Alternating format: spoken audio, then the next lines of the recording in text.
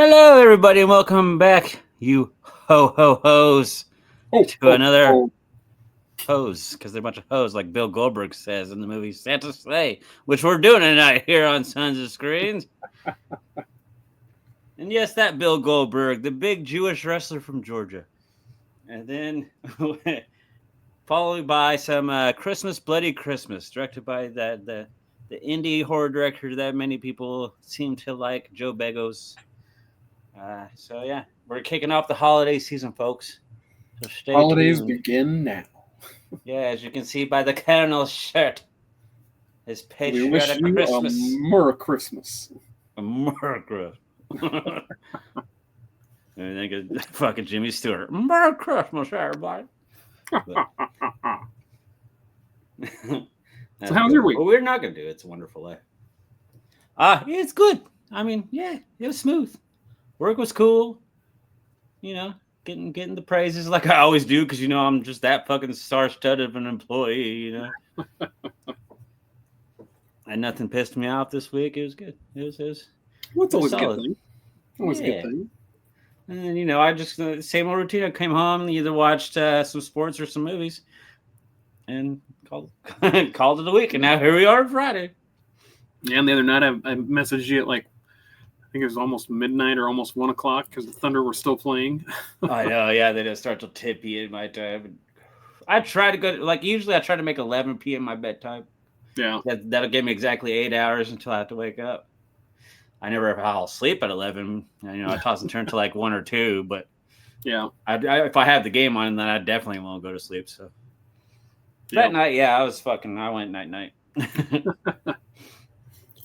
Yeah, I just got done playing Halo, and I was like, "Oh, the Thunder are still playing. What the hell? I guess I'll go ahead and tune in." Yep, and they're tearing it up. They're 22-1. That one loss by 2 points because they didn't start a single fucking start of that game. Such a phenomenal fucking team. And they play on Christmas Day. That's why I can talk about the Thunder, because they play on Christmas Day, because they're the defending champs, baby, and they're playing against the Spurs. Mm-hmm. It's gonna be glorious. And I have an awesome. The only ugly sweater I have is an Oklahoma City Thunder ugly sweater. There you go. Yeah. I need to find an ugly Christmas sweater so I can. I bought a shirt 2 years ago, I think it was. It's actually it's like a fishing shirt. So it's like a Magellan, but it's all Christmas shit on it. It's very, very loud. I like those cool ones that actually have a screen, a built-in screen, and it has like a fire pit or whatever you want to fucking put on there. I've seen those. Those are pretty fucking cool. One I've always wanted to, though, and I should have bought it when I had a chance, but they discontinued it. There was a cool fucking Rocky one. I love me some Rocky, and I'm like, man, that just screams Andrew Faye. But I was like, nah, I'll wait, and purchased it, and then it's gone. I need to stop doing the whole I'll wait and purchase it, because it'll still be there, and then it's never fucking. It won't be.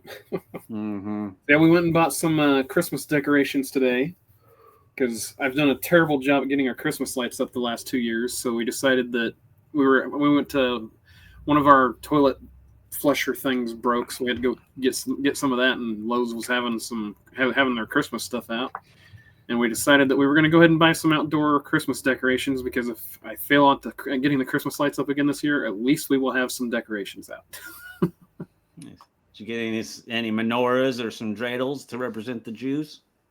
I don't know what those are, so no. Well, in one of the movies we're talking about, the dude gets murdered by a menorah. So. Oh, like the candelabra thing. Mm-hmm. Yeah. And what's the thing? What's their little tiny hats? The yarmulkes? Yarmulke, yeah. I always call it a skull cap. Skull cap. We're not being hateful towards the Jews. We just don't know it. Right. I call it what I know. Mm-hmm. Is it still okay to call them Jews, or do we have to say Jewish people? I mean, Jewish people are Jews, so I don't know. Yeah, I don't know. Who knows anymore these days? I don't know. We've already we said from day one that this is not going to be a PC correct show. Right, yeah. PC show, whatever. There you go. A politically correct show. All right. Yeah. See, you just went full retard there. Yeah, drop the R-bomb. Bite your ear. And then we'll just go ahead and continue on from there before we keep digging ourselves a hole. Before we get canceled, because apparently cancel culture is still in effect. Yeah, even for people that get like 12 views a fucking week, they'll find us.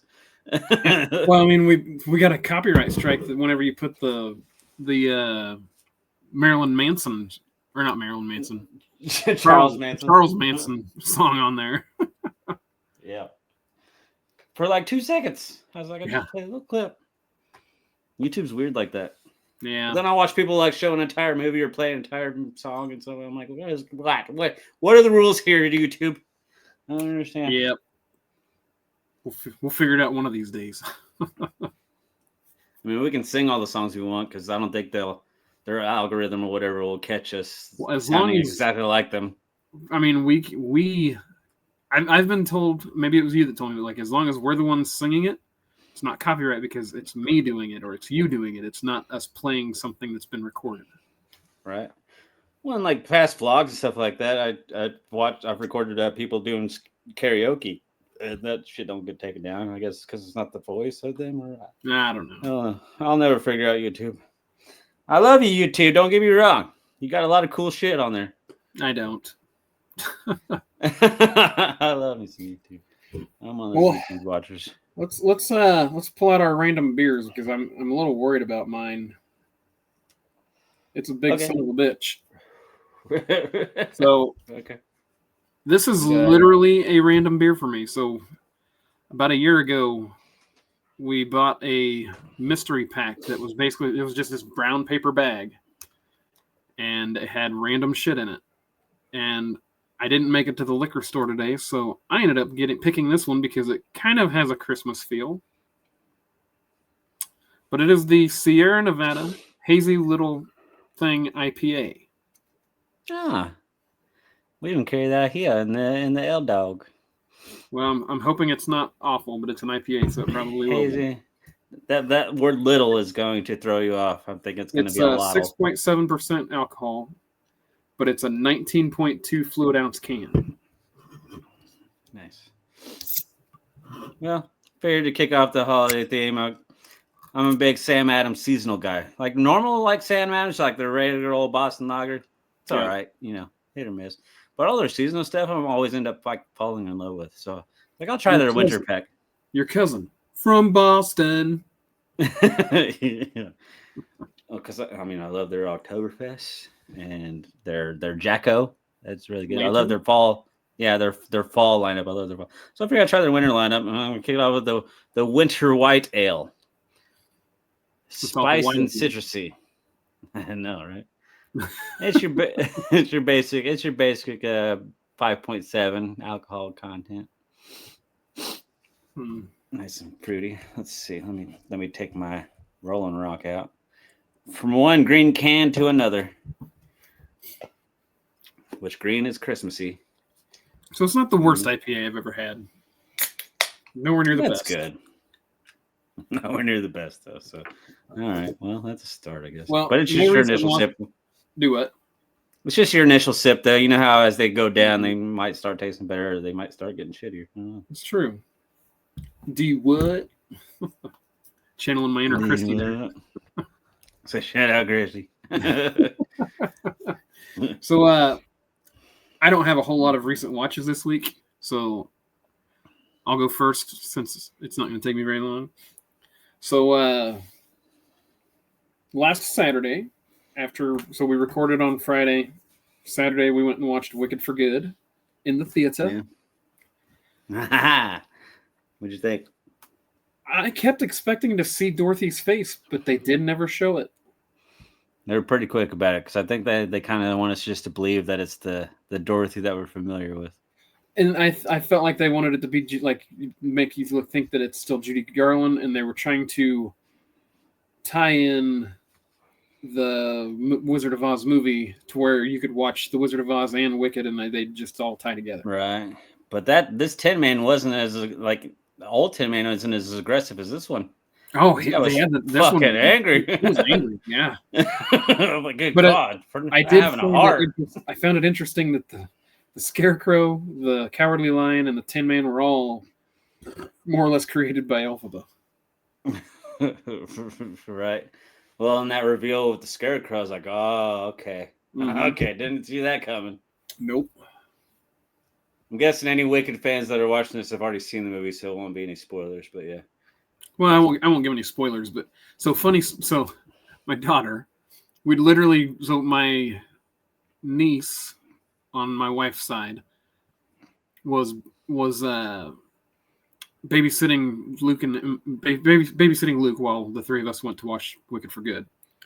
So we get there. Sorry. And my sister-in-law and brother-in-law were there picking them up, and my sister-in-law was like, "So don't tell me what happens at the end, but was the movie good?" And Emma's like, "Yeah." And then she spouts off the very end of the movie, and I was like, "Emma, you were just told not to say that. It's not to give away anything at the end." Right. So she already knew. She had no clue. So like when I seen reviews on it and stuff, like people that have that already knew Wicked, mm-hmm. They were disappointed in this movie. They were like, they didn't do it right, so like that. But somebody that was, I had no idea what the twist was going to be, what was going to happen. So well, that's pretty fucking cool. I've not seen the stage play. I want to see it, but I don't know if I'll ever get to. Right. I didn't know the story at all. This is all like brand new to me. Me too. Growing up in Kansas, we definitely familiar with Wizard of Oz, so like I was curious about it. And now I won't look at the original Wizard of Oz the same way ever again. No. I want, whenever Wicked for Good comes out, I'm gonna do a marathon and I'm gonna watch Wicked for Good, and then I'm gonna watch Wizard of Oz. You're gonna do it in that order? Yep. So I've already seen them all, so like. Well, because Wicked for Good and Wizard of Oz kind of happened at the same time, so it's right. Like kind of decide there. We should start out with Oz the Great and Powerful. That's true. That's the prequel, isn't it? Mm-hmm. And then after you do those, watch Return to Oz with a young Zoe Deschanel. No, Veruza Balk from the 80s, the Disney one. Oh, it's really fucking creepy. It's pretty terrifying. What's the one with Zoe Deschanel? Is that just Oz? I don't remember one was maybe Return to Oz or something. Yeah, Zoe Deschanel was Dorothy in a sequel. It wasn't very good. Yeah, I mean, it might have been one of those random made-for-TV ones or something. It could have been. So that was my first recent watch. Then Sunday we watched Landman. So it's in season 2. I think it's 3 episodes in now. So episode 4 will drop here in a couple days. Or it's 4 episodes in and 5 will drop in a couple days. I don't remember. It's a good show. I like it. And then I watched Sidekicks, the old Chuck Norris movie. Yeah. Saw that there was quite a few Chuck Norris movies free to watch on Fandango, so we decided to watch Sidekicks. Even though you own the fucking special edition from Vinegar Syndrome. You're right, I do. I forgot about that completely. Yeah. I do have that. Oh, that's funny. I figured that's what you watched it on. Nope. Well, someday you'll get back around to watching that edition. Well, now I just want to go watch it on the Vinegar Syndrome edition because you can see the difference in the picture quality and all that shit too. Yeah. I almost feel like I need to get a new DVD player though, new Blu-ray player, because the Blu-ray player that we have, we'll call it like a second edition Blu-ray player. Right. Well, I think I don't know if it was their 4K. Well, that's the other thing. I don't know if I have something that will play 4K. Your Xbox. Oh, all right. Well, maybe we'll watch it downstairs. Got your back, buddy. I don't know all this shit. So I wonder if the is it just the Series X that's 4K, or was the Xbox One? Xbox One was 4K also. Yeah. I've got an Xbox One that's just gathering dust, so maybe I'll take that upstairs. That can be your 4K player. Yeah. There we go. We're cooking with gas. Yeah. Shit, fire save on the matchsticks. Okay. What the fuck was that? So then the other recent watch was White House Down. Watched that last night, actually. I like that movie. Channing. Yeah. Jamie Channing. Yeah, I haven't watched those movies though. And there's 3 of them, or is there only 2? I don't know why I did the 2 middle. So White House Down. 3 or 2. The White House Down was its own. There was Olympus Has Fallen, London Has Fallen, and Angel Has Fallen. That are the 3. This is the trilogy, and that's with Clive Owen and Morgan Freeman. So that's what I'm mixing up. So Channing Tatum only did 1 of the. Yeah, White House Down was a standalone single movie. Okay. Well, that's good to know. So I probably would have watched him like, where's the other Channing Tatums here? Fuck. Why did Clive Owen take over for Channing Tatum? What the hell? Yeah, he's not near as pretty. Good. You got Maggie Gyllenhaal. Yeah, I do like me some Maggie Gyllenhaal. I do too. I all I can see when I see her is Jake Gyllenhaal with long hair, but it's obvious that they're related. But yeah, you should watch the movie The Secretary, where she's a sex slave to her boss. It's fucking. I have heard about that movie. I haven't seen it.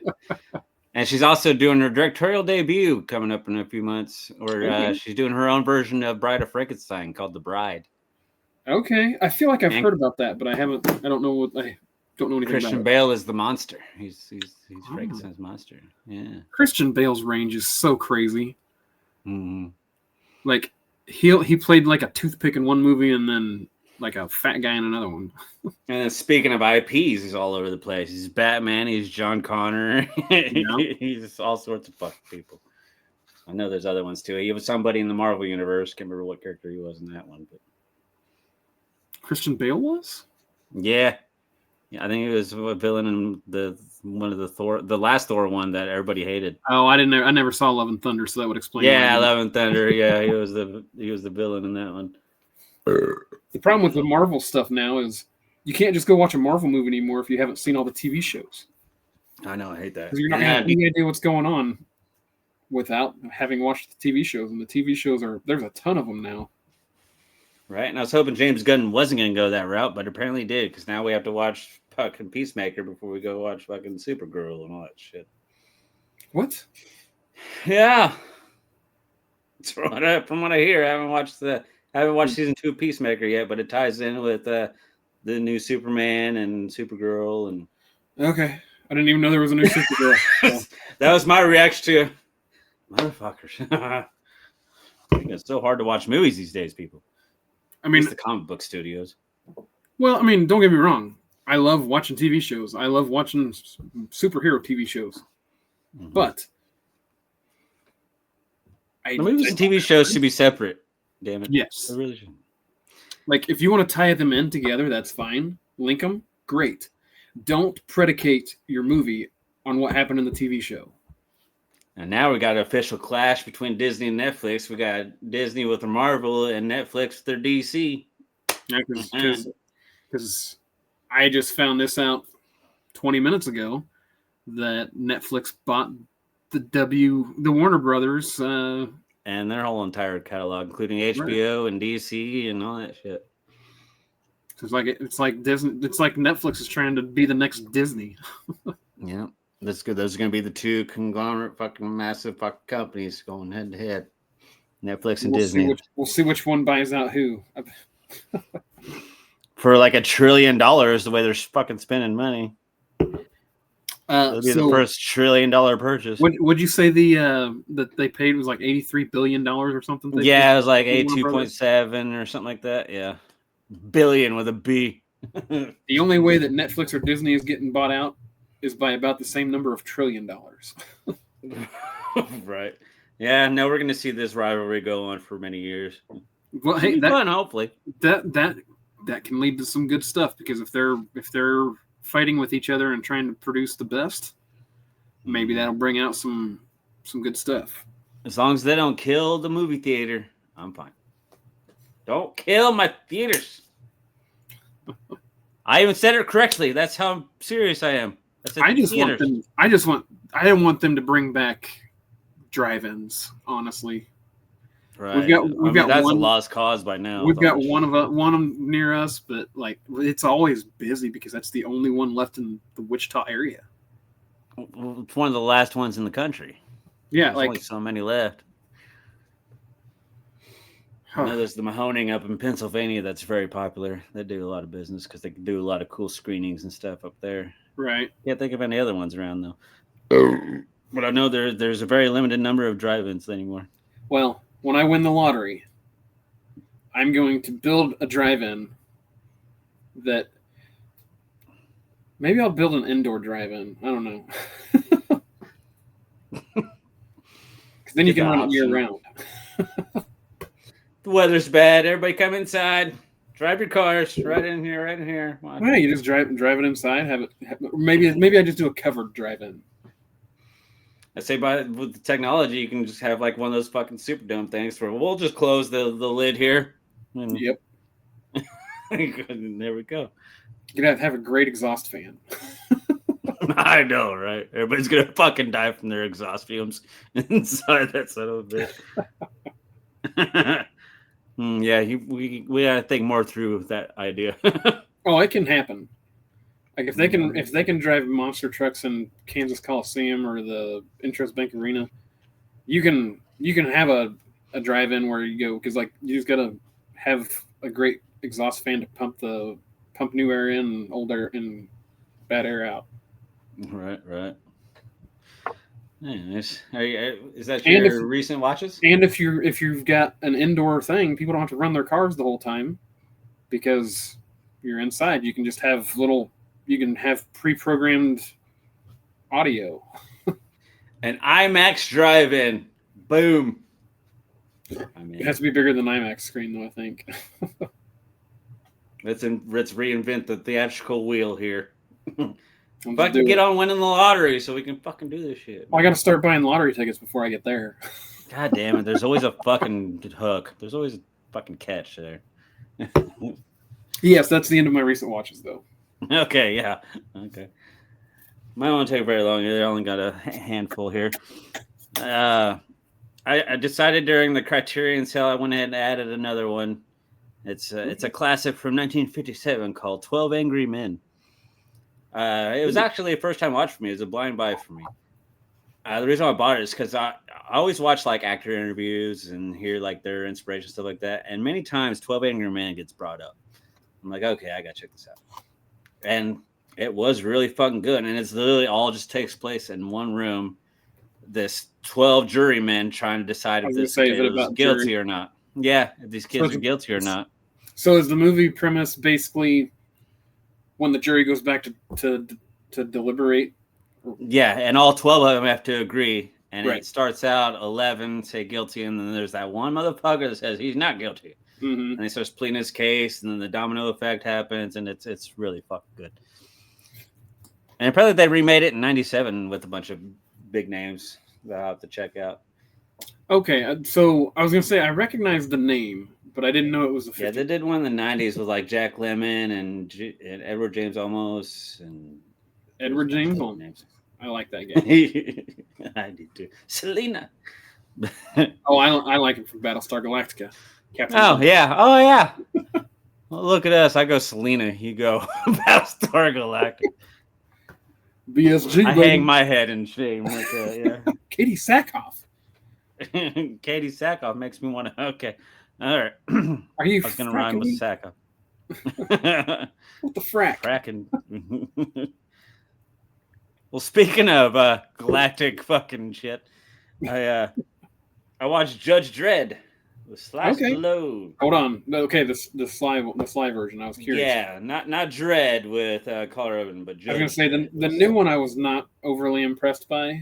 I mean, it was a good movie. It just wasn't the same. And then Carl Urban's in. I'm gonna watch just because he's one of those weird. He's one of those wide range character actors to where you don't realize it's him until somebody points it out, and they're like, "Oh, okay." Carl Urban is one of the main characters in The Boys TV show on Amazon Prime. I know, that's why I want to watch it, but it's a fucking show, and I don't want to get disappointed. I don't think you'll be disappointed by The Boys. The first episode, you will decide whether you like that show or not. Okay. Well, my main concern is if I stick with it, and then all of a sudden the finale is a fucking pile of shit. Well, to be fair, I think there's like 4 or 5 seasons out now, and there's a spinoff series. I've only seen the first 2 seasons because I haven't had a chance to get back to it. Okay. So, no promises. I'm just watch the first episode. Okay, and I'll decide if I want to get hooked into it or not. Right. Well, then to go along with that, I did another Sly Stallone futuristic movie, good old Demolition Man. Okay, yeah. One of my favorite action movies of all time. I fucking love that movie. Is Demolition Man so fucking adorable in that movie? Is it Demolition Man or Judge Dredd the one that he gets frozen and then Demolition Man? Okay, so Demolition Man is the one where he's got the 3 seashells and he cusses out the it's a get toilet paper. There's so many theories on how the 3 seashells work on the internet, and they always amuse me on how to wipe your ass with the 3 seashells. Like, I honestly don't know how you would. I don't know. That's why I like reading the theories to see what people's ideas are. Like the first one is to catch all the major, like the big one is to catch all the remaining stuff. The second one is the residue, the second one and then is to clean up, and the third one is to. I don't know. I think you have to have a bidet to make this all work.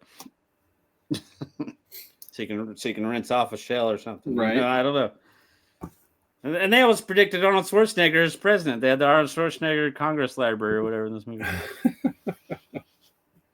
and he's like, Arnold Schwarzenegger is a politician. And then that kind of became true. Come to find out. Yeah, they thought him out because they thought out Wesley Snipes, and he's a big old prick. So the only person that could catch him is Sylvester Stallone. Fucking love that movie. I love that movie too. And then was it Sandra Bullock? Yeah, that's what I'm saying. Okay. Sandra Bullock is absolutely adorable.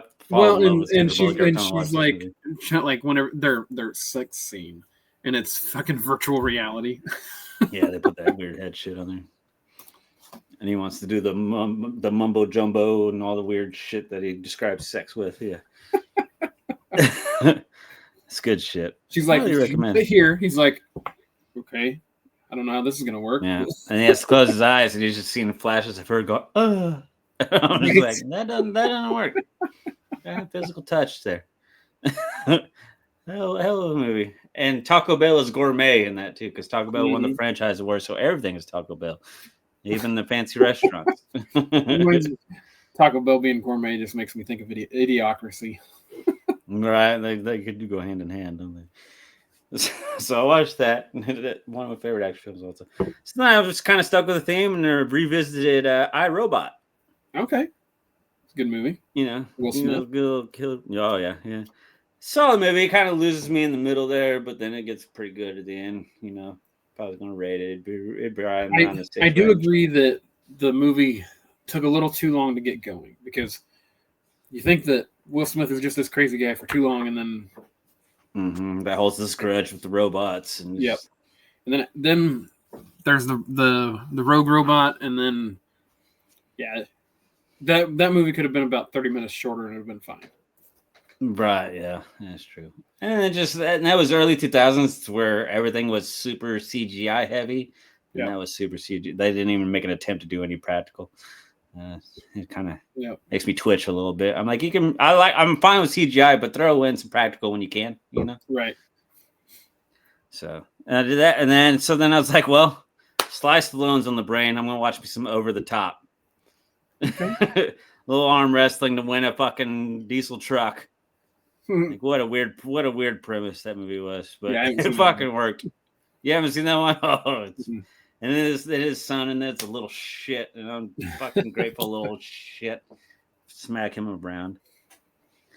And then to finish up my recent watches, just today, I revisited a movie that I've maybe mentioned once or twice this year called Better Man. I was listening to the soundtrack at work today. I was like, you know what? I'm going to go home and I'm going to kick back, and watch some Better Man while I wait for Friday night to start. No better way to kick off my Friday night than some Better Man. Better Man had some good songs, but like, what was the purpose of making him a monkey? Like, I still don't.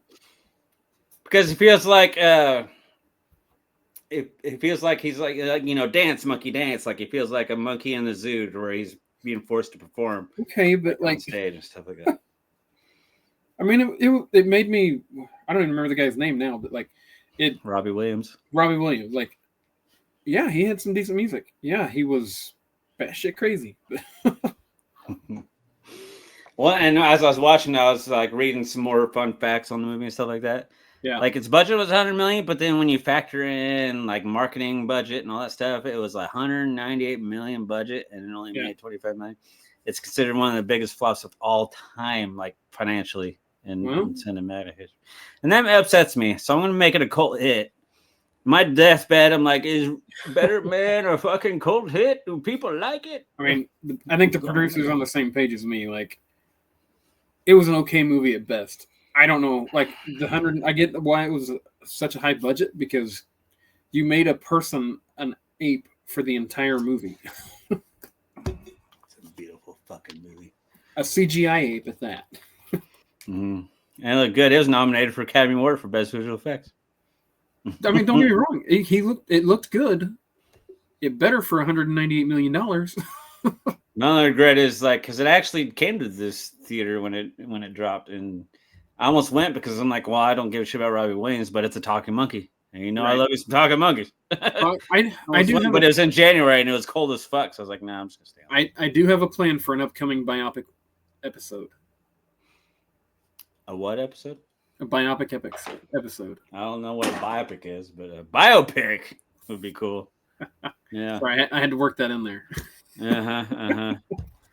That's the end of my recent watches. He's like, on that. Yeah, we're going to just gloss over that and move on. Yeah. Before I start turning green and getting angry. You're shitting on Better Man, you're saying biopic. Sounds like a goddamn science experiment. We are going to do a quick bathroom break because I got to go pee-pee. Okay. Right at the halftime. Right, man. Have ridges. And on that note, we're back. Don't worry about the conversation we were having before we fucking started recording.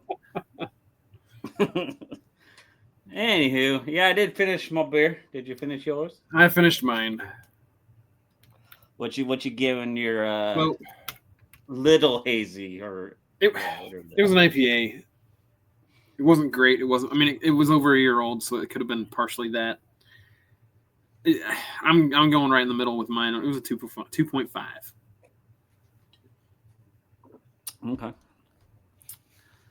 Sam Adams strikes again, man. I give it a 4.5. Oh, just under Miss Davis. Just under Miss Davis. I can't quite put it up there with my Oktoberfest, but fair enough. It's Sam Adams seasonal, man. I highly recommend you people out there check out the Sam Adams seasonals, whatever it is. And he's not even getting paid to say that. I know. If I ever get paid to say that, I'm gonna be fucking decked out in Sam Adams gear all the fucking time. Right.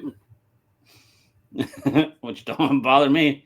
Pay me to drink your delicious beer. How dare you? Hell, it would be payment just for them to supply it for you.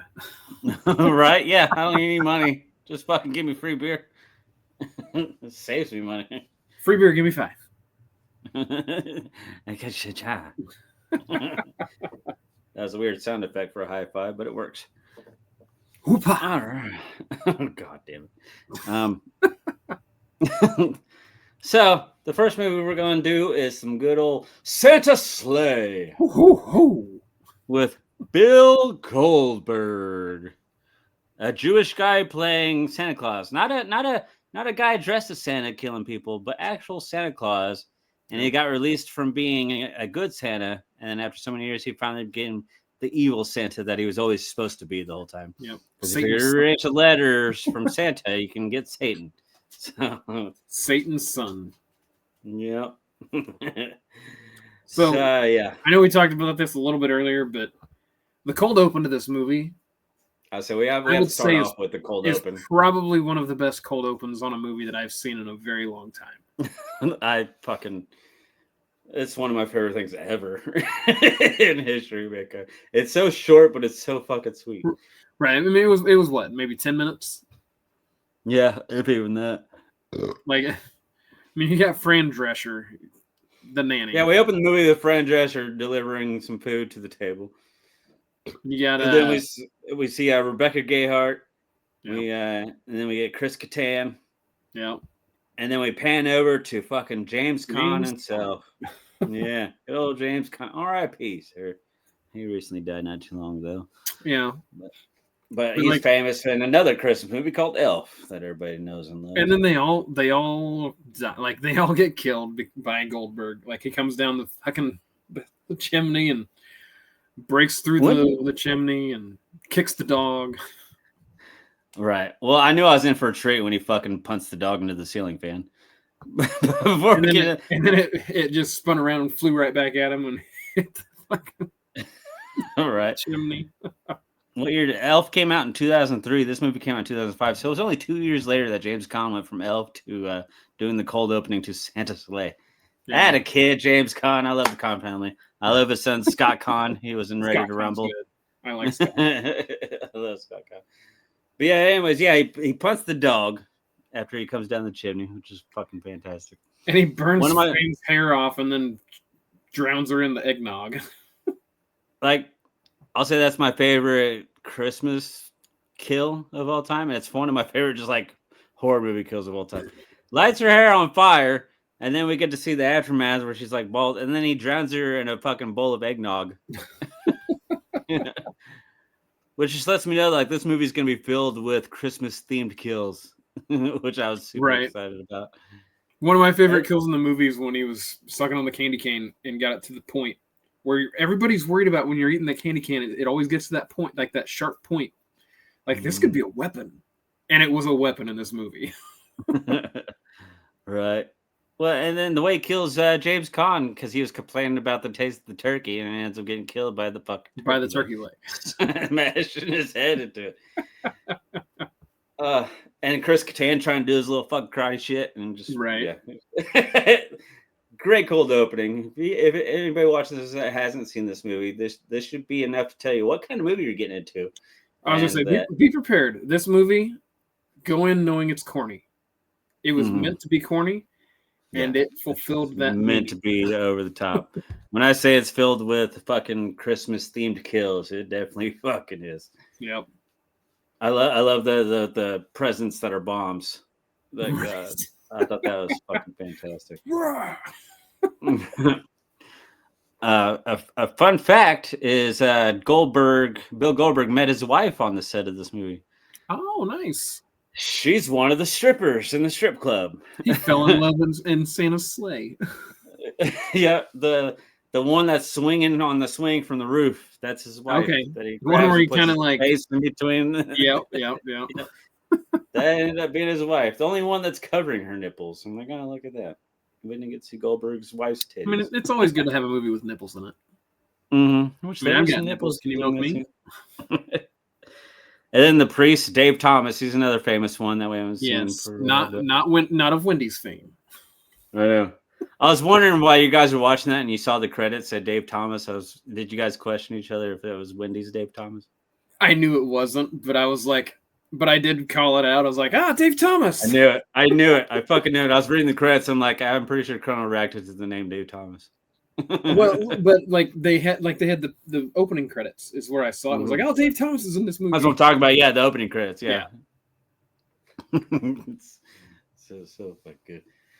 And then we even get the Jewish deli owner. You know, stereotypes. Yep. That this kid works for. He gets killed by the menorah through the neck. That's a menorah or a candelabra. In Jewish terms, it's a menorah. Oh, and yeah, and then right after that cold opening, though, then we go right into this grumpy ass old lady, this foul mouthed fucking old lady. It was like, what a bitch. Right, and then right away when she's swerving down the road, We get Bill Goldberg riding right in a sled right behind her. Right.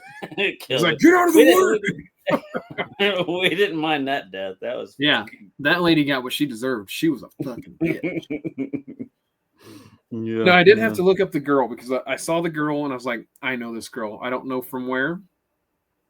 I knew her from two places actually. She was the pregnant girl in Lost. Okay. And she was also Belle in Once Upon a Time, the TV show. Okay. So a couple TV shows. That's why I wasn't like, she looks familiar because they're TV shows. But those were the two big places I recognized her from. But I was like, I know this girl. I know it. She was like familiar enough, but not enough to where I had to start Googling her. I was like, she's been in a lot of movies too. But like those two TV shows were the two that I recognized her from. Yeah. This main kid, he was fine, but they could have found somebody else. I agree. Like it doesn't have to be a name, just somebody that would have been better. His performance and stuff wouldn't gripping me. I agree. But Bill Goldberg is Santa Claus. I thought he did a great job of being a corny Santa. I remember learning that Bill Goldberg was a killer Santa. I'm like, that's got to be fucking stupid. Bill Goldberg is Santa Claus, and he fucking he crushed it. He was so menacing and just having a good old time. Oh yeah. I wish I could have been on the set for this movie because you know that whole. Yeah, there was never a serious moment in filming that. He had a good old time. Even in interviews today, because he talks about how he met his wife. He's like, we were in this silly movie called Santa's Sleigh. And then he goes, you should check it out. It's a fun holiday film for the family. I don't know if I'd say for the family. Like, it's just corny enough. I don't recall there being a ton of gore. Yes, there was a lot of killings, but I don't recall it being a ton of gore. You know, and that's fine. I didn't need a bunch of blood splatter or guts or anything like that. Just the creative kills. And there was plenty of the creative holiday themed kills in this bitch. There was plenty of killings, but I don't feel like there was just like what I'd call realistic. Right, which is the point. They didn't want to realistic at all. What's funny is like I'm never somebody that really gets in the holiday spirit. I'm not a big Christmas guy. But when I watch this movie, it all of a sudden, imagine that, it fucking makes me go, you know what? Christmas is cool. After watching it. Christmas can be fun if you just do it correctly. This movie's a good old time. And I love how bad the visual effects are. Like when he's flying and stuff, it looks shit. But that just kind of adds to the kind of movie that we're watching. But it was 2005, so it was probably pretty decent graphics. 2005 it's 2005 with a super low budget. So, you know. But I was fine with it. I think that made it better. If it was like clean cut, I'm like, well, nothing. Oh, and they probably spent most of their budget on the cold open. Cold open and paying greedy ass Bill Goldberg to be Killer Santa. Right. The grandpa was cool as fuck. The crazy grandpa that ended up being right. We've seen many times, Yeah. Oh, but what'd you think of the big O curling showdown? I thought it was hilarious. That's going to decide the fate. Right. This is a game of curling. And and Grandpa being like in curling club and whatnot, like he was keeping his curling skills on par in the expectation that he was going to have to come back and do this again. And then, so Grandpa died, but it was because he stomped on him, right? But then the Zamboni comes out. And that. Well, he stomped on him, and that was a great moment because Grandpa got ran over by a reindeer. Right. We had all the punny lines in there too. Did you say funny or punny? Punny. Okay. Ho ho ho's. Yeah, like there was a lot of funny what I considered funny one-liners, but I'm a corny bitch. Yeah, that's one of the main reasons why I picked this. And like, Colonel's going to get a kick out of the jokes in this movie. Well, and so I told you earlier, like, I'm pretty sure I watched this a few years ago, but I didn't really. I don't remember watching it, so it was probably a drunk night that I watched it. But there was bits and pieces of the movie that were coming back to me as it was happening. So I was like, I'm pretty sure I've seen it. But right, even in a drunken night, you remember moments because they were right up your alley. Oh yeah, this movie was literally a lot of. I think I enjoyed it more than my wife did, but I enjoy this kind of movie. Yeah, it's definitely a yearly watch for me. It's always in my mainstay holiday lineup. It's not a yearly watch for me, obviously, but like it easily could be. Like I said, it for some strange reason it puts me in the holiday spirit when I watch this fucking movie. So I definitely highly recommend it. But we can go ahead and kind of get into our ratings here, unless you had anything else. I'm trying to think if there's anything else. I mean, Dave Thomas was a piece of shit priest in this fucking movie. Oh God, like he was the definition of hypocrite. Right, he kept trying to push people in front of him, and then I was not unhappy to see his demise. Getting speared, yeah. It's funny enough because it's Goldberg, which Goldberg does do his spear through the glass at the deli. I'm like, I even did his wrestling signature move. So they knew exactly what kind of movie they were making. Right. Well, I'll go first. So, like, yes, you are absolutely correct. They knew exactly what kind of movie they were making, and I feel like they played into it. Which, if you know that you're making a corny movie, you absolutely have to play into it and make it a corny movie. I enjoyed this movie quite a bit. Like I said, probably more than my wife did. It had enough one-liner quips of just little, for lack of a better term, dad jokes. Little Christmas dad jokes, yeah. Yeah.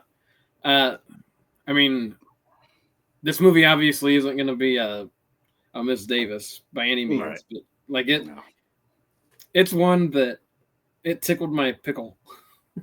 Nice. It made me laugh quite a few times. But good. I had no doubt in my mind that you were gonna like not like it. Like I knew you were gonna like it. Is what I'm trying to say. Right. So this I gave this one a 6.5. 6.5. Oh, you're busting out a half on us. It's been a while since we put a half on here. I was throwing back and forth between a 6 and a 7. I was like, fuck it, I'm just gonna 6.5 it. All right. Well, I think I've said everything that I want to say. I'm gonna turn. I'm gonna hold up my fingers. You hold up your fingers, and I'll turn. Oh, you got your fingers up? No, I don't yet. Hold on, I haven't thought about that. Let's see. I'm gonna go. Ready? Okay. Good. All right, I'm turning. Oh, I was one off. You're one off. Would you go 9? I went 7. You went 7? Yeah. I'm an 8er. You want an 8er? Yeah.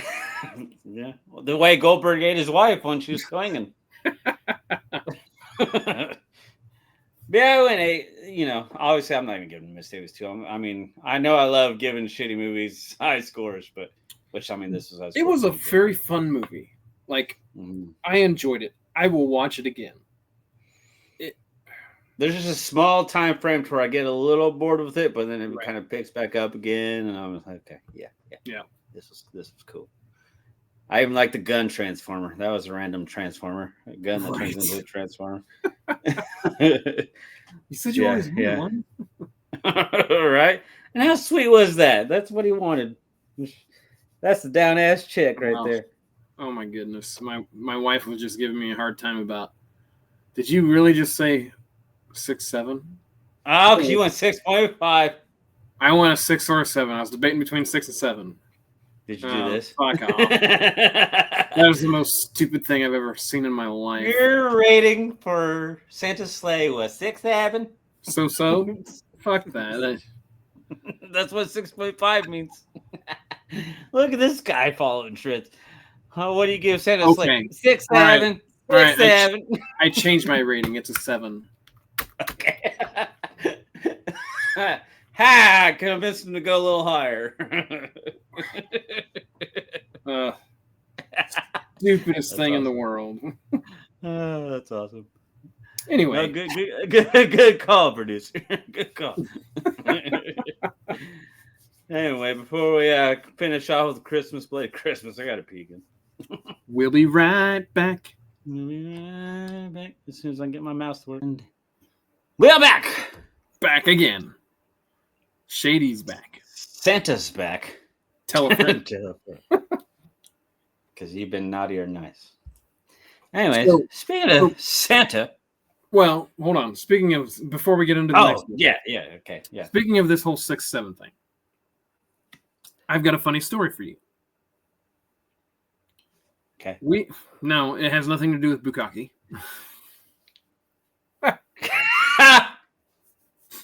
Okay. Glad I was recording for that one. Do what? I'm glad I was recording from that one.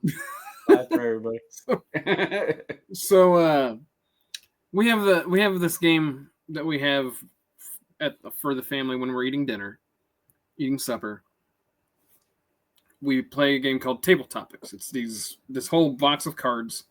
You draw the card and you read what's on the card, and everybody gives their answer, and it's usually around something that what was your favorite family vacation? That kind of question. Mm-hmm. It's a little game designed to promote conversation around the table. So everybody answers in this net. So Emma had my daughter had her friend over while we were eating, and the card that I drew was,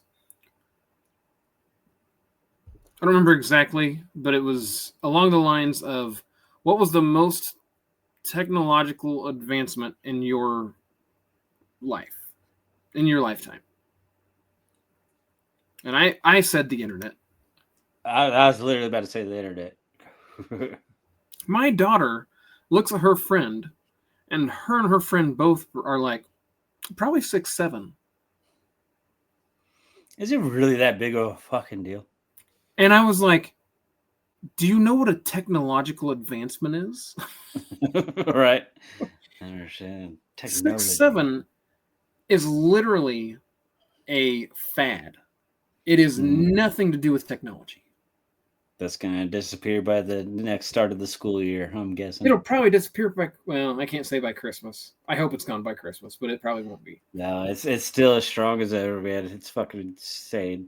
It's so stupid. It is the stupidest thing I've ever seen in my life. I know we had a lot of stupid trends and sayings and stuff like that when we were kids, but good God. Psych. Talk to the hand, because the face ain't listening. L7 loser. L7 weenie. That shit was the bomb, by the way. Yeah. I still call things the bomb, because that shit was the bomb.com/awesome. You know, when the internet was starting to get popular. Yeah. When we all learned we can download porn. Well, when we all figured out we didn't have to pay for porn. Right. See, my buddy had the dial-up, and we wanted to see Sable, WWF wrestler Sable. We wanted to see her Playboy picture. And it took us like 20 minutes to download one picture. Another funny story. I was in high school when those pictures came out. I found a way to get them on a school computer in the computer lab. And I hit print.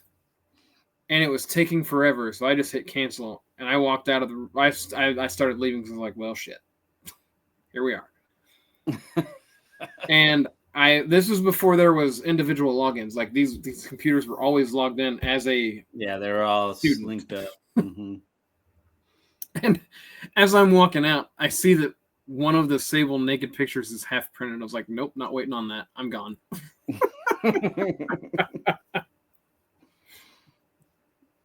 See, even a non-wrestling fan was excited to see some Sable naked in the Playboy. Well, and that was around the time frame that I was kind of into wrestling a little bit. Like that in high school was when I was kind of watching wrestling. Towards the cross section between the Attitude Era and the era after that. Yeah. Yeah, this kind of stuff. All right, and then so it let's. was starting to pick up. So we've got one Yeah. more movie to review, right? Yeah, we got Christmas, Bloody Christmas, directed by Joe Begos, who's kind of a indie horror darling. He was even a guest at the last Texas Frightmare we went to. Okay, all right. He I think I remember debuted his seeing movie this Jimmy and Stiggs. on a table. So actually, Yeah, that's probably Joe Begos' fucking table. Because he debuted his movie called Jimmy and Stiggs there. And he actually showed it at the Allen Draft House for free. I wish I would have went, but by the time they start doing those evening events, I'm already too litty titty to go and attend to, you know? Yeah. Which, damn it, I wish I didn't love beer, because then I would love to attend those kind of things. But I'm can always Uber. It's not even that, because it was right across the street from where we were staying. Oh, that's right. The Alamo is right there, isn't it? Yeah. But I just we're always too busy partying and stuff, so we'd never attend those things. I think this next year I at least want to attend one screening, not one of those like $50 screenings that they do, but like one of those like the trailer room screenings. What is Mondo's new thing? I can't remember what they're called. The ones that because they sold. So then Mondo, the people that are doing the Mondo posters created their own company, right? Yeah. And they suck. But Mondo, who sold, are doing their own new thing again, and are fucking awesome still.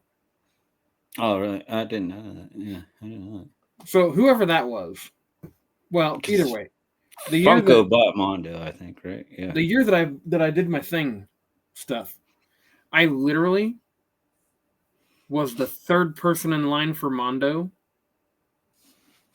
and they only had 3 of the limited edition Texas Frightmare Weekend thing posters left. Mm-hmm. Because they sold, like, I think they made 50 or 150, and they sold all but 2 the night before at the screening.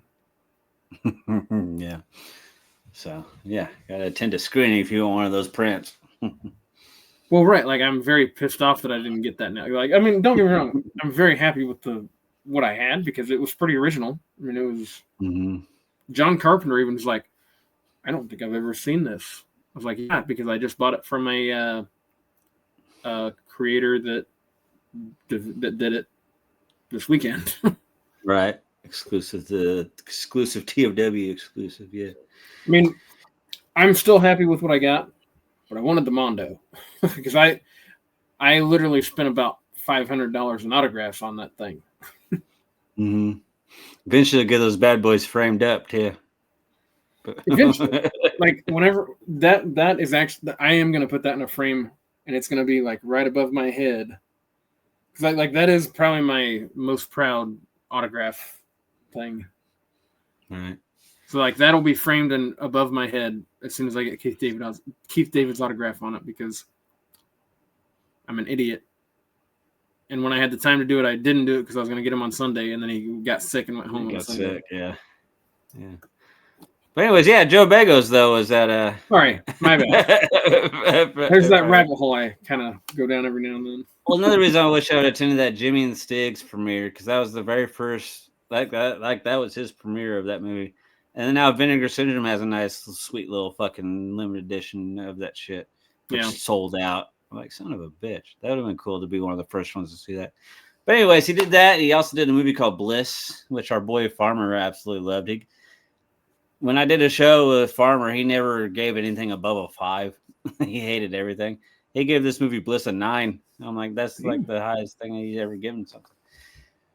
So then we get Christmas Bloody Christmas, though. He had the good idea of doing a holiday-themed one, because every year people like to search for holiday-themed movies, and they're going to come across something like this, so it's always going to stay relevant. If I was going to be a film creator, I'm going to pick a holiday to make a movie off of, just so every year people are like, hey, I'm going to go revisit that, because it's fucking Arbor Day or something like that. If I was going to make a movie, I'd probably call it Ouija Christmas. Ouija Christmas. Why not do Christmas? Just one of those random ass holidays. Like I said, like Arbor Day or I don't know, one of those random made up holidays that Hallmark does. Like, there's a lot of Valentine ones out there. I don't know. I'd find a cool holiday though, to where mine would be a mainstay for that holiday. But yeah, I did this Christmas Blade Christmas, and it's not Santa Claus killing like Goldberg did. It's not a dude dressed up as Santa Claus. It is a robot Santa Claus. Santa Claus. And if you heard my theme at the beginning of this, I like killer robots. So I had to check out this movie. Yep. Was this your first watch, or had you seen No, this is my second watch. I watched this when it first came out because I heard the premise, and I was like, okay, you got me. And I remember enjoying it the first time more than I did the second time. I felt, don't get me wrong, the banter between the guy and the girl that work together, it's pretty good banter. They've got some pretty funny conversations. That was going to be one of the main topics I was going to talk about, because like a lot of people think it's a slow burn because we just have to listen to these two banter, but I liked the banter they're doing because they're doing topics that I am interested in. They're talking about like different metal bands and different horror movies. But the problem I had with their banter is their background music over volumed who they were talking about. Oh, so you're saying it was a production issue? There was about 10 times that my wife and I looked at each other and was like, "What did she say? What did he say?" I don't know, because this fucking music was too loud. You hear that, Joe Begos? You need better audio editing in your shit. That's always important. It's always important. Like, it's okay to have the music loud so you know that, hey, yeah, they're jamming out. Okay, but then as they start getting into their dialogue, dial the volume of the music back down a little bit, so we can hear what they're talking about. But yeah, like I said, though, I absolutely love their banter. Like there was once upon a time, there was a girl that I had that perfect banter with, and we just constantly debated on, because we both loved the same shit, but we had a debate on everything. She was awesome. She just kind of ran and disappeared. Sad story for me. She ran and disappeared. Oh, and within the first 3 minutes of the movie, my wife and I were both like, "There's a lot of sexual tension here. These two are going to do it." Yeah. And they kind of did. Even AKA, she got ate out, and then that was the end of it. Which is fun. Big problem with me with the fucking killer robot himself. The guy that's supposed to be the fucking robotic fucking thing, he was not very robotic. He did not go to the Peter Weller school of robotic fucking. He was too fluid in his motions, for sure. All right. Which Peter Weller is the guy that played RoboCop, for the people that don't know that. He was the picture perfect fucking Amor Gato, Mr. Roboto. He got that down to a science. Yeah. This guy did not. Yeah, he was a little too fluid, jumping off of ledges and stuff. I'm like, yeah, that's not. You're not making me think of a robot. It was the only time I loved it is when it turned into a fucking puppet. And they made it sound like they had to drive to girl's house, but Santa just walked there. Like, how far were they running away? And they walked down to the bar, and they couldn't walk home. That's one of those slasher things to where the killer just magically shows up to, no matter how far they were, they show up. Now, the killing of the kid was over. Like, I did not like that at all. That was not okay. Yeah. Joe Begos, another Joe Begos signature though is his lighting. He likes to do the bright neon lights and the solid blues and reds and greens. You'll never see a white light in his fucking movies. It's always blue, red, green, and there's going to be a bunch of neon lights. That's kind of a signature thing. That's fine. Which it works, but not for the entire fucking movie. And I've seen 3 of his movies, and they're all like that. And you can have white light in it. You just don't need it to be the prominent light. Right. Let's save that cool. That's fine. Yeah, let's save that cool solid color lighting and neons and stuff like that for like a scene that calls for it, right? And make it better. That's my little tidbit for Joe Begos. I mean, for being super indie, low budget, his 3 movies that I've seen though, I didn't hate any of them. I thought they were all solid flicks. Yeah, including this one. And that lighting is cool for so long. But let's say each of his movies are an hour and a half. So I've seen 4.5 hours of Joe Bega's movies, and that was a lot of blue and red lighting that I've seen. Yeah. Change it up a little bit. I mean, every director likes to have their signature. Like I've seen so many movies to where like, yeah, this is definitely this director's movie because they always have their signature style. But yeah, and I don't. Well, if there's a ton of explosions in it, I know it's probably Michael Bay. There you go. I mean, that's a good example right there. Yeah, there's a lot of explosions and a lot of camera panning. That's Michael Bay. Watch a Michael Bay movie. The camera never stays still. It's always moving. If there's a 6-panel screen, it's probably, was it James Wan or something like that? Yeah. See, all these. And if it has long, stupid, pointless dialogue, it's probably a Quentin Tarantino movie. I'm a big Tarantino hater. And if it's got a big monologue at the end, it's probably Al Pacino. Right. No, producer Tarantino can fuck off. He recently shit on Paul Dano. Has been the big news this week. He's saying Paul Dano's a terrible actor and he's like one of the worst in SAG, the Studio Actors Guild. I don't even know who that is. Did you see The Batman, directed by Matt Reeves, the Robert Pattinson one? Yeah, he was the Riddler in that one. He's also been in a lot of movies like There Will Be Blood and Little Miss Sunshine. I've seen There Will Be Blood, and I regret losing 3.5 hours of my life. Damn. I love Daniel Day-Lewis. Movie. He did a great job in that movie. But that movie was fucking... I can't even call it a slow burn. Like, it was literally the slowest movie I've ever seen in my life. So I don't know if I can agree or disagree with it because I haven't seen There Will Be Blood. But you need to. I'm gonna make you watch it on here.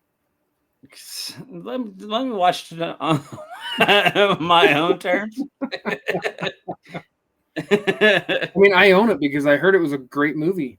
I bought it, and I don't get that 3.5 hours or that $10 back. Right. But that was going to be one of my questions, though, is if because literally the first half of the movie is just banter between these two. Right. Literally the first half of the movie is banter between these two. And some people might find it boring. Some people might find it entertaining. I find it kind of entertaining. It reminds me of fun stuff. And I like their topics. I like the debate on the metal bands and the horror films like Pet Sematary 2. That was a random fucking debate. I'm like, hey, I want to join in on this conversation. I have some opinions on that too. Yeah. Did you see? So it sounds like you kind of liked it. Oh yeah. No. It's about time for another producer week, and it's going to be Tarantino only. Which Tarantino just released his ultimate Kill Bill in theatrical release. He took both volumes and turned it into one film, and it's in theaters right now. Really? Yeah, they recut it, made it into one film, and added some additional shit that hasn't been. It's gonna be like a 4.5 hour movie. It's a 4.5 hour movie, and there's an intermission. It's Tarantino. He puts a little intermission like he did with Grindhouse. There's a little intermission in there, so you can actually take a time out. Wow, that's funny. So that's cool that they put an intermission there because 4.5 hours sitting in, no matter how comfortable the seat is in the movie theater, you want to get up and fucking stretch out a little bit. I'll tell you right now, the longest I've ever spent in a theater was when I went to the Lord of the Rings trilogy marathon. But you got some intermissions, right? Right. So there was an hour between each movie. Oh, okay, there you go. But the first movie was the extended edition, so it was 3.5 hours long. The second movie was the extended edition, so it was almost 4 hours long. And then the third movie it started at 11. So we got there at 8 a.m. The third movie started at 11 p.m. So we got to watch it an hour before all the other people. But I would have joined you, but I would have complained about midway through Two Towers. but anyways, yeah. Sorry. Christmas Play Christmas. Let's rate this bitch. So yeah, we get into the killer. The only time that I like I said, the guy that was portraying the robot, not good. No. The puppeteered robot with the green laser eyes, and it was half Santa, half fucking Terminator. Yeah. I was down with. Yeah. I thought that was a lot of fun. I thought this chick was really good. I thought She was a good screamer. She reminded me of somebody that she had a face that reminded me of somebody else because I looked her up and I had not seen anything else she was in. She looks like the chick from Community. Did you ever see that movie? That's what she reminds me of. Never watched that movie, but that TV show. That was good. But yeah, I mean, I'll go first. Like I said, yeah, my second viewer was a little less than my first. I'll go first. The banter was good. I felt like I missed the mark on a lot of stuff. I'm not disappointed I watched it. I don't know that I'll go out of my way to watch it again, though. So, for that reason, it gets a straight down the middle 5 for me. Okay. I mean, I still enjoy this because it's obvious that I like killer robots. The robot, yeah, and that was a good point, producer. The robot wouldn't die. I love that. No matter what she did to this damn robot, it wouldn't fucking die. Right? She tried everything. It was and I love that she lost her fingers. The random losing of her fingers for no reason. I did like that was a practical effect that I enjoyed that. Yeah. I thought that was good. The whole ending, I really enjoyed the ending of this. It's just the rest maybe kind of making it wonky for me. Mm-hmm. So I'm doing, but keep your fingers up. I'm gonna turn my back. You keep your fingers up, and I'm gonna hold up my fingers, and we'll see if they match. All right. On what my prediction is. Okay. You got your fingers up? Yep. Okay, I got my fingers up. Son of a bitch!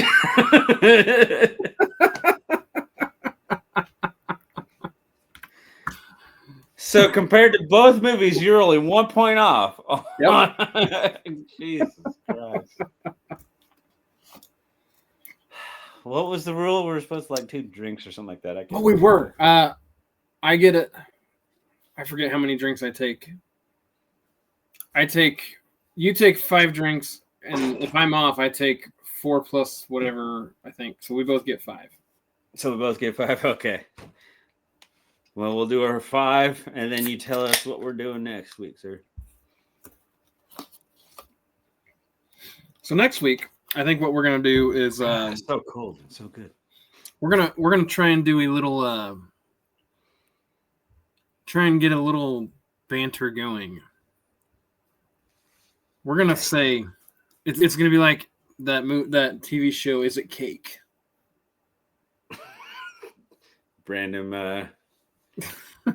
Random point of reference there. We're gonna go. Is it Christmas movie? Mm-hmm. We're gonna do a triple feature. Okay. We're gonna do Die Hard, Lethal Weapon, number 1, and Batman Returns. Okay. All 3 are happening at the time frame of Christmas. But none of them are really Christmas movies. So like right. We're gonna debate on whether it's a Christmas movie or not a Christmas movie. And like I told you off the recording, I think we should rank on like most Christmassy to least Christmassy. We will rate the movies, and we will also rank them in order of Christmas to not Christmas. Sounds good. Hell yeah. Well, this has been another Sons of Screens. I am the Colonel. I am the Fae. All day, baby. Well, we'll check you out next week. Happy holidays.